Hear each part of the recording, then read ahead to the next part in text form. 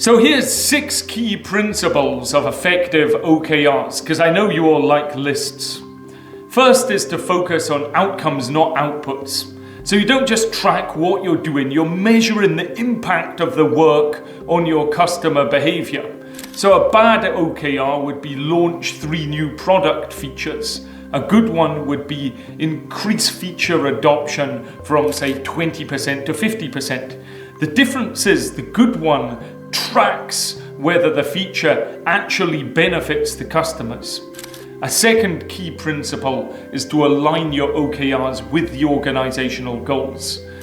The OKRs should be able to connect a larger company mission so that if you've got a different department that you may not know exactly what they're doing, but you can understand it fits in with the vision, with the mission of the company.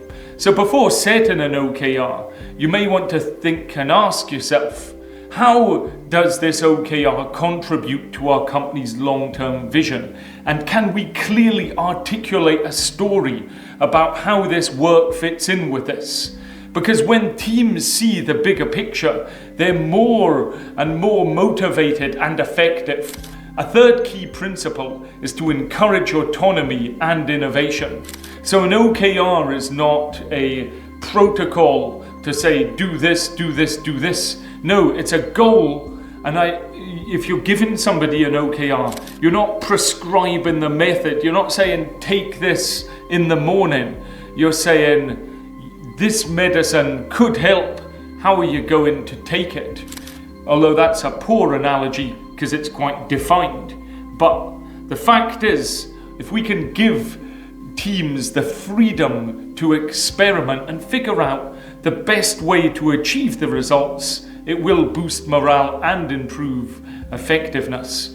Because if you've got micromanagement, it actually the team suffers creativity nosedives. So instead, let teams solve problems in their own way.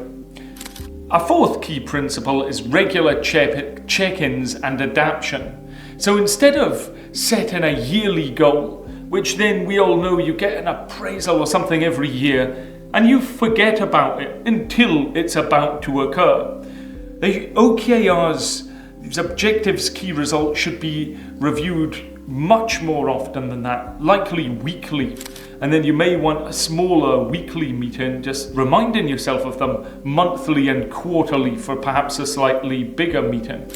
And this allows progress to be transparent. People won't forget about them.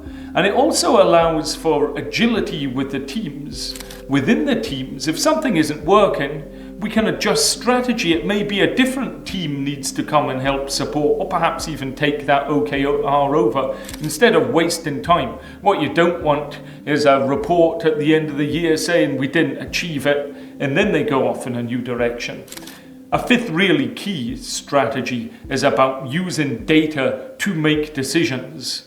So an OKR must be backed by measurable data, but be careful. We want to actually focus on metrics that reflect customer behavior, not just team activities. So for example, going back to a YouTube analogy, I don't want to say I've made 100 thumbnails.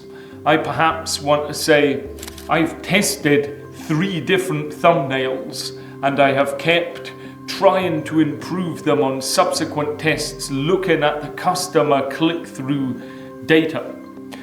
Now, the second metric can potentially measure impact a lot more.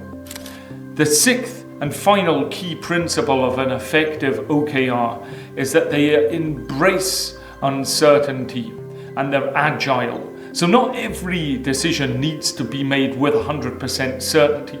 In fact, if you've got 70% confidence in that decision, that's the time to take action.